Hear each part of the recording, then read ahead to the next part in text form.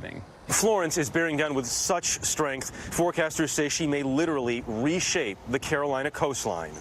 I'll be headed to Kinston a little later on the day. Our day began in Raleigh, North Carolina, where we met Governor Roy Cooper at the state's Emergency Operations Center. How worried are you right now? Well, I'm very concerned about this storm.